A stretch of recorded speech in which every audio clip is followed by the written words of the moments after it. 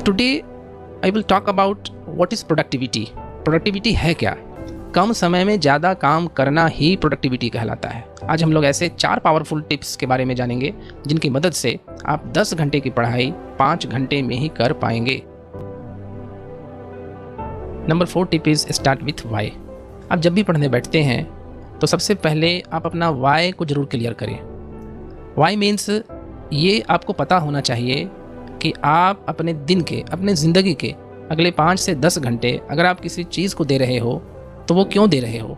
ज़्यादातर लोग डिस्ट्रैक्ट इसलिए होते हैं क्योंकि उनका वाई क्लियर नहीं होता, इसलिए उन्हें अपने 3 से 4 घंटे सोशल मीडिया पर वेस्ट करना ज़्यादा सही लगता है बजाय पढ़ने के। और जब वो अपना समय ख़राब कर चुके होते हैं तो फिर उन्हें अपनी गलती का एहसास होता है और वो फिर मोटिवेशनल वीडियो देखकर खुद को एक्सट्रीमली मोटिवेट करते हैं।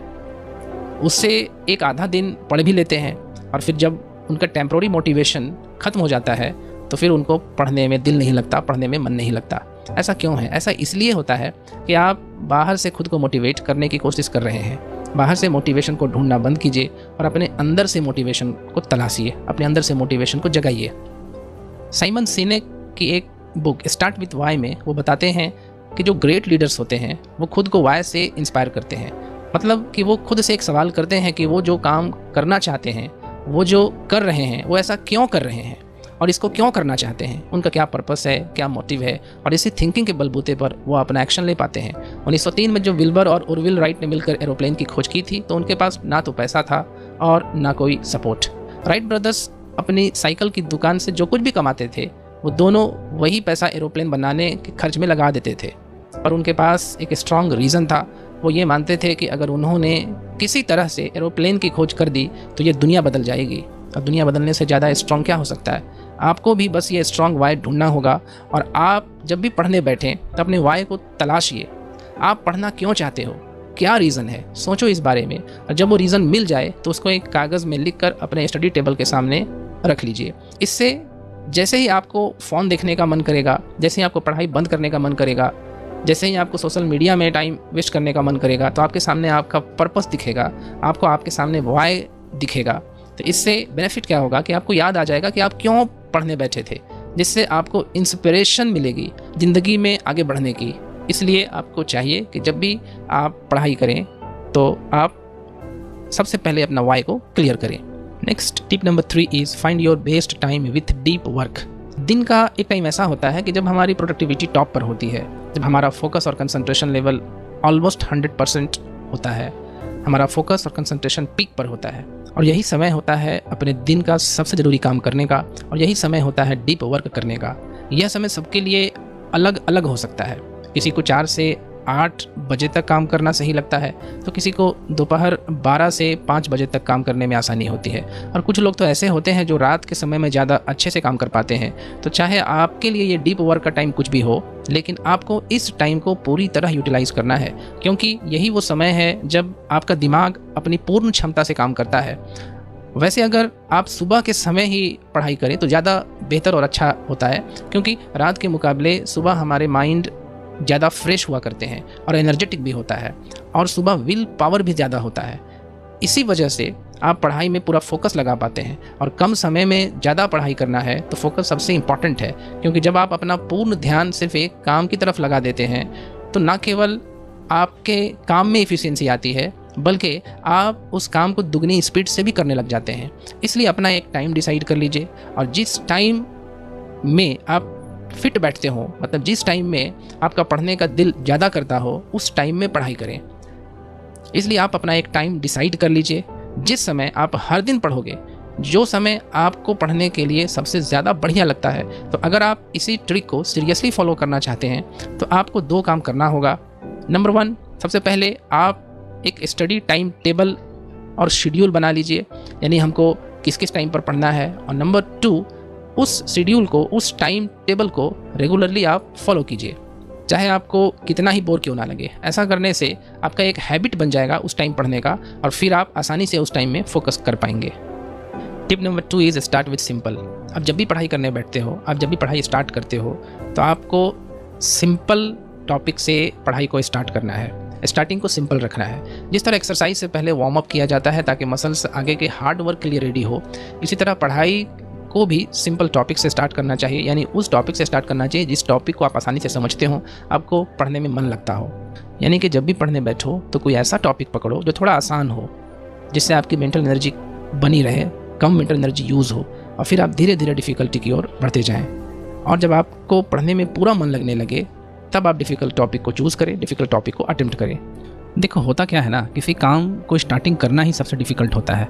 आपने अक्सर ये चीज़ देखा होगा कि अगर आप कोई काम शुरू नहीं करते हैं तो आप उसको नहीं करने का हज़ार बहाना ढूंढ लेते हैं, लेकिन अगर आप अपना वो काम एक बार शुरू कर लेते हैं तो फिर सारे एक्सक्यूज़ ख़त्म हो जाते हैं और आपको लगता है कि अगर इस काम को शुरू कर दिया है तो इसे पूरा भी कर लेना चाहिए। इसलिए कुछ बुद्धिमान लोग कहते हैं कि किसी काम की शुरुआत कर दी तो समझ लो कि आपने आधा काम खत्म कर लिया, और अगर काम शुरू ही नहीं किया, पहले ही प्रोक्रेस्टिनेट कर रहे हो, आप टाल मटोल कर रहे हो, तो फिर वो काम नहीं कर पाओगे। इसलिए जब भी आप पढ़ने बैठो तो स्टार्टिंग किसी सिंपल सब्जेक्ट या टॉपिक से करो। देखो पढ़ाई शुरू करना सबसे ज़रूरी है और आसानी से शुरुआत हो जाए, इसके लिए शुरुआत को थोड़ा सिंपल रखना चाहिए। टिप नंबर 1 इज़ फ्लो मत बिगड़ने दो, नेवर डिसरप्ट द फ्लो। कभी कभी आपके साथ ऐसा हुआ होगा कि आप कोई काम करने बैठे हो और आप उस काम में इतने खो गए कि आपको ना अपने आसपास किसी चीज़ की सूध बूझ रही हो और ना ही आपको समय की कोई खबर रही हो, और जब आपने अपना काम ख़त्म कर लिया और टाइम देखा तो आपको पता चला कि 5 घंटे निकल गए हैं। आपको लग रहा हो कि इतना टाइम इतनी जल्दी कैसे निकल गया, मुझे तो अभी काम करते हुए आधा घंटा भी महसूस नहीं हुआ। ऐसा हर किसी के साथ कभी ना कभी ज़िंदगी में ज़रूर होता है। यह हमारी कॉन्शसनेस की एक स्टेट होती है जिसे फ्लो स्टेट ऑफ माइंड भी कहा जाता है। हंगेरियन साइकोलॉजिस्ट मिहाली ने इस कॉन्सेप्ट को इंट्रोड्यूस किया था। फ्लो स्टेट में क्या होता है कि एक इंसान जो काम कर रहा होता है वो उसमें इतनी ज़्यादा इन्वॉल्व हो जाता है, वो इसमें इतना ज़्यादा इन्वॉल्व हो जाता है कि उसका फोकस इतना स्ट्रांग हो जाता है कि वो पूरी तरह उस काम में खो जाता है, उसे अपने होने ना होने का कोई एहसास ही नहीं रहता। और मिहाली के अकॉर्डिंग अगर हम कोई काम फ्लो स्टेट में करते हैं तो हमारी प्रोडक्टिविटी 500% तक बढ़ सकती है। Yes absolutely, it's 500%। तो सोचो अगर हम फ्लो स्टेट में पढ़ाई कर पाएँ, पढ़ाई में बिल्कुल खो जाएं, तो क्या होगा, हम कितने कम समय में कितने ज़्यादा पढ़ाई कर पाएंगे और पढ़ाई करते टाइम हम बोर भी नहीं होंगे। तो आखिर फ्लो स्टेट में हम कैसे जा सकते हैं? फ्लो स्टेट में जाने का बेस्ट तरीका है अनडिस्टर्ब फोकस, यानी कि फोकस विदाउट डिस्टर्बेंस। अगर आपका काम हर 20 मिनट में डिस्टर्ब हो रहा है तो आप फ्लो स्टेट में कभी नहीं जा सकते। स्टडीज़ के मुताबिक फ्लो स्टेट में हम तभी जा सकते हैं जब हम अपना फुल फोकस 30 मिनट तक लगाए रखें। यानी 30 मिनट तक कोई काम अगर हम कर लेते हैं विथ फुल फोकस तो हम फ्लो स्टेट में चले जाते हैं। लेकिन अगर बीच में आप कुछ सेकंड के लिए भी डिस्टर्ब हुए तो फ्लो स्टेट खत्म हो जाएगी और आपको फिर शुरू से 30 मिनट तक पढ़ाई करनी होगी। इसलिए अगर आप फ्लो स्टेट में जाना चाहते हैं तो डिस्ट्रैक्शन बिल्कुल ज़ीरो होना चाहिए, आपका फोकस बिल्कुल 1 सेकंड के लिए भी डिस्टर्ब नहीं होना चाहिए, तभी आप फ्लो स्टेट को अचीव कर पाएंगे। That is it for today and let's revise the all the tips one by one.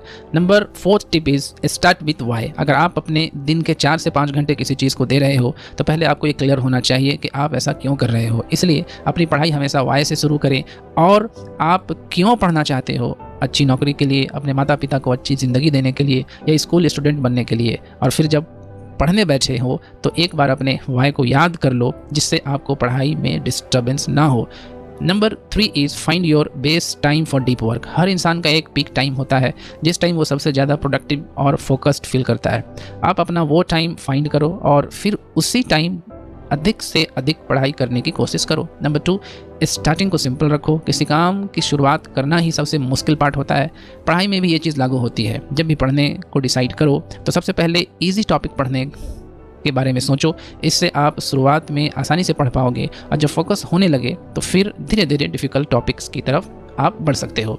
जबकि आप अगर डायरेक्ट डिफ़िकल्ट टॉपिक्स करने जाओगे तो हो सकता है कि शुरू में वो आपको समझ ही ना आए, जिससे आपका टाइम भी ख़राब हो सकता है। इसलिए शुरुआत थोड़ी सिंपल रखो। नंबर 1 टिप इज़ फ्लो मत बिगड़ने दो। ऐसा सभी लोगों के साथ होता है। जब भी हम कोई काम करते हैं जिसमें इतने खो जाते हैं कि हमें टाइम का ख्याल नहीं रहता, इस स्टेट को फ्लो स्टेट कहा जाता है। रिसर्च में पता चला है कि हमारे प्रोडक्टिविटी फ्लो स्टेट में 500% तक बढ़ जाती है। और अगर आप फ्लो स्टेट में पढ़ाई कर पाओ तो आप बहुत कम टाइम में बहुत अच्छी पढ़ाई कर सकते हो। कोई भी इंसान 30 मिनट डीप फोकस के साथ काम करके फ्लो स्टेट को अचीव कर सकता है।